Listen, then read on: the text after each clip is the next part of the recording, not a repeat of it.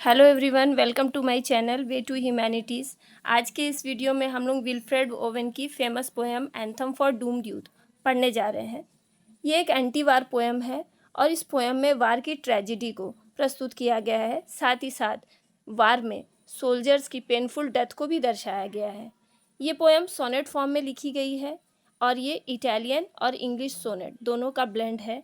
इसका format Italian sonnet की तरह है, जबकि इसकी राइमिंग स्कीम इंग्लिश सोनेट की तरह है।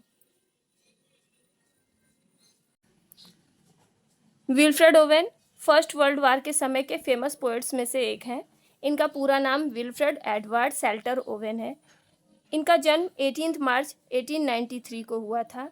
1950 में वो आर्टिस्ट राइफल्स में भर्ती हुए और 1917 में फर्स्ट वर्ल्ड वार में उन्होंने भाग लिया था और उस युद्ध में घायल होने के दौरान वो हॉस्पिटल में एडमिट थे और उसी समय उन्होंने ये पोएम लिखी थी।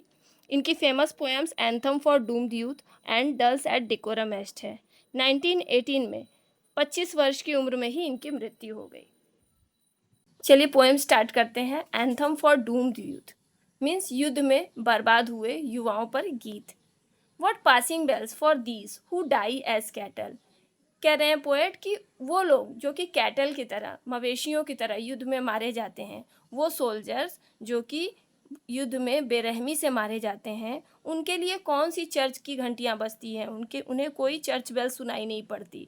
Only the monstrous anger of the guns, केवल वो सुन पाते हैं तो क्या, मॉन्स्ट्रस एंगर, राक्षसी क्रोध से भरी आवाज, किसकी, गन की, बंदूकों के चलने की भयानक आवाजें ही केवल उनके कानों में सुनाई पड़ती है।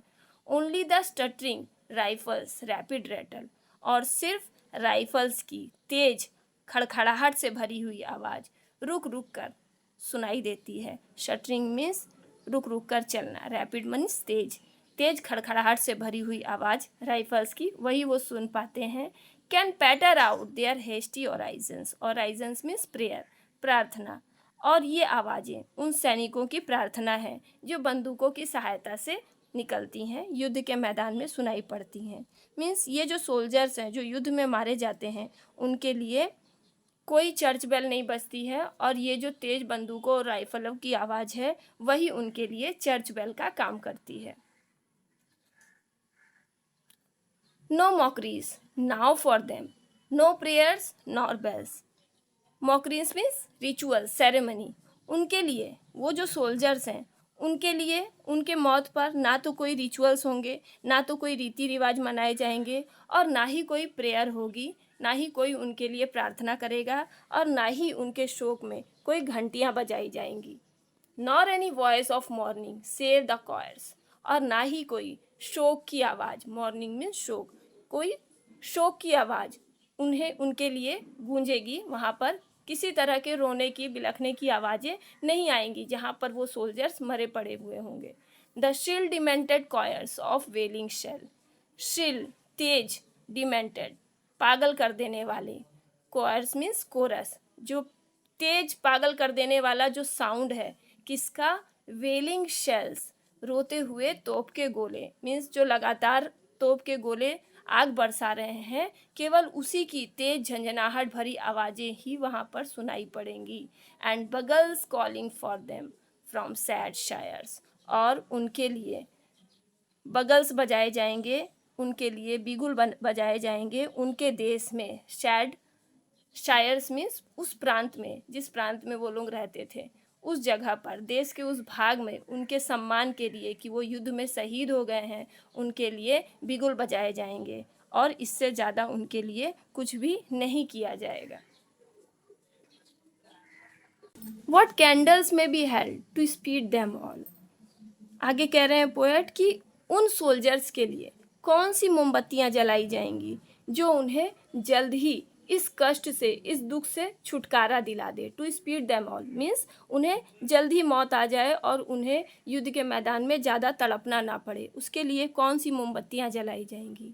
Not in the hands of boys but in their eyes shall shine the holy glimmers of goodbyes. और कह रहे हैं कि ये रोशनी, ये जो मोमबत्तियां हैं, वो उन बॉयज़ के, उन यंग सोल्जर्स के हाथों में नहीं होंगी, बल्कि उनकी आँखों में होगी। मीन्स ये जो चमक है मोमबत्ती की वो उनके हाथों में नहीं है, बल्कि ये चमक उनकी आँखों में है।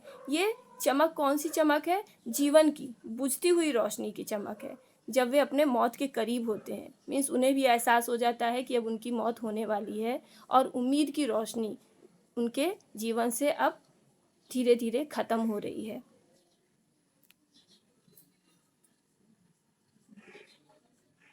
The pallor of girls brows shall be their pall. Pallor means पीलापन और मायूसी जो उन लड़कियों के चेहरे पर है। कौन सी लड़कियां? जो उन सोल्जर्स की पत्नियां हैं और प्रेमिकाएं हैं।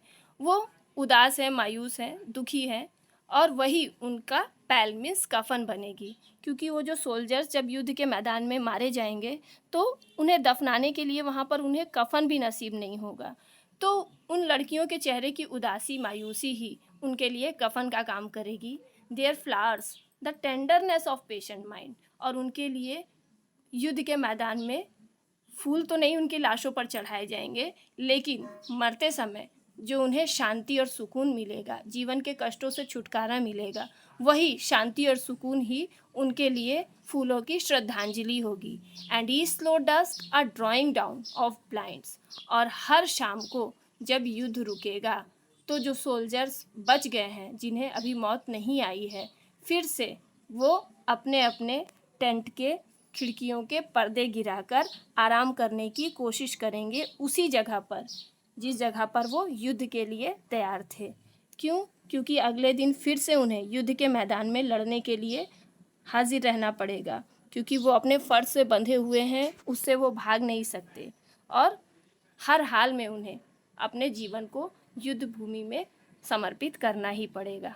इस तरह से पोएम यहाँ पर ख़त्म होती है और हम देखते हैं कि युद्ध में किसी भी पक्ष को कोई लाभ नहीं होता, दोनों पक्ष को केवल कष्ट और दुख ही हासिल होता है। इस तरह से पोएट यहाँ पर ट्रेजेडी ऑफ वार को प्रकट करते हैं और हमें भी युद्ध से दूर रहने के लिए प्रेरित करते हैं। तो वीडियो अच्छी लगी हो तो वीडियो को लाइक कीजिएगा, मेरे चैनल को सब्सक्राइब कीजिए and thanks for watching this video.